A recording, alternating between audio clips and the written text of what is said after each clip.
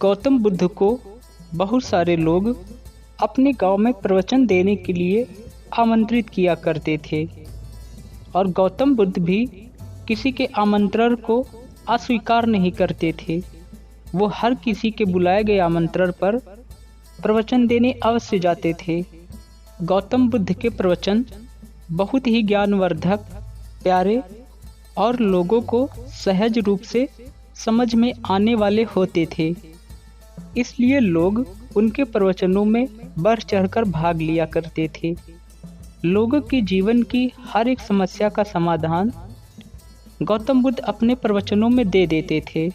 उनके प्रवचन बेहद ही आनंददायी हुआ करते थे।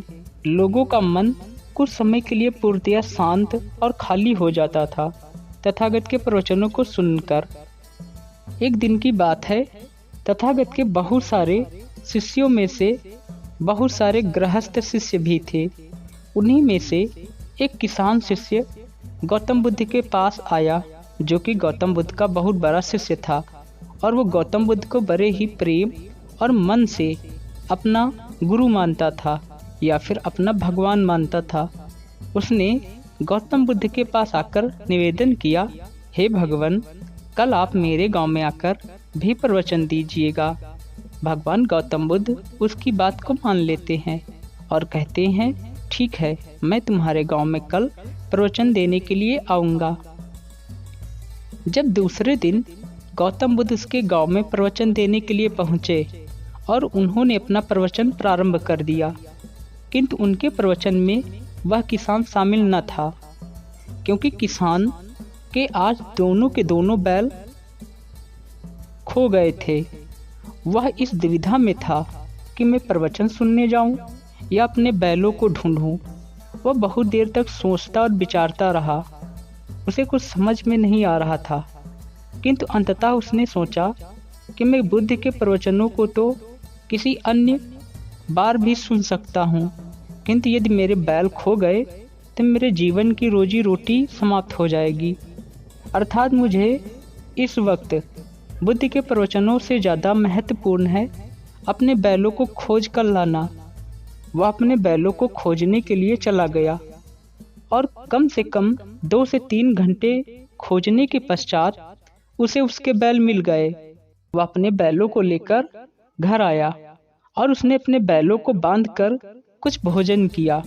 भोजन करने के पश्चात उसने सोचा, क्यों ना मैं थोड़ी देर आराम कर लूं।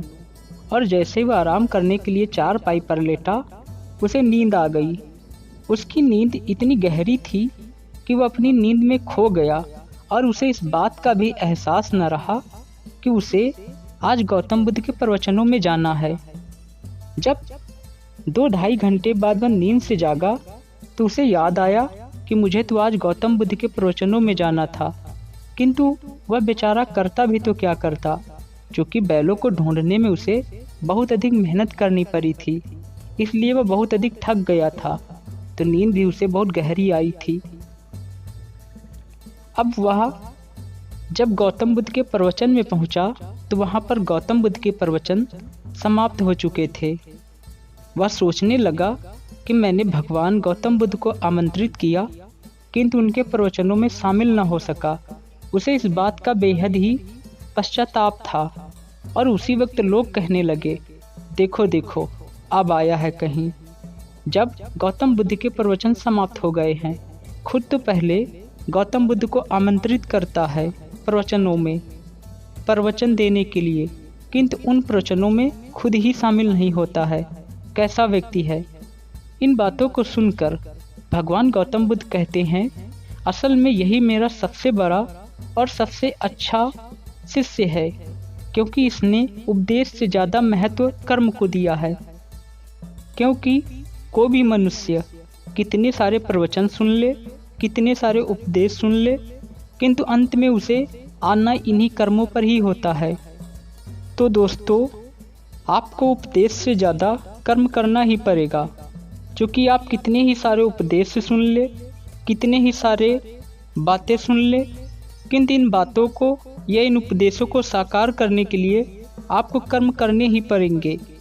यहाँ तक आप जितने भी सारे वीडियो देखते हैं उन वीडियो में सुनी गई बातों का असर आपके जीवन में तभी लागू होगा जब आप उन बातों पर कर्म करना प्रारंभ कर देंगे, अर्थात उन बातों को, उन उपदेशों को अपने जीवन में लागू करेंगे।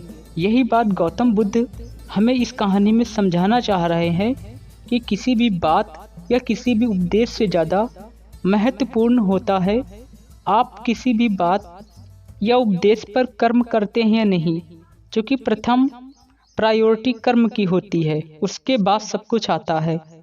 कर्म बिना सब कुछ बेकार है। कर्म नहीं तो कोई फल भी नहीं, और बिना कर्म के आप कोई फल भी नहीं उत्पन्न कर सकते हैं। यहाँ तक किसी भी उपदेश को सुनना भी एक प्रकार का कर्म ही होता है। तो तथागत कहते हैं कि कर्म सबसे सर्वश्रेष्ठ है, उसके बाद ही कुछ और है।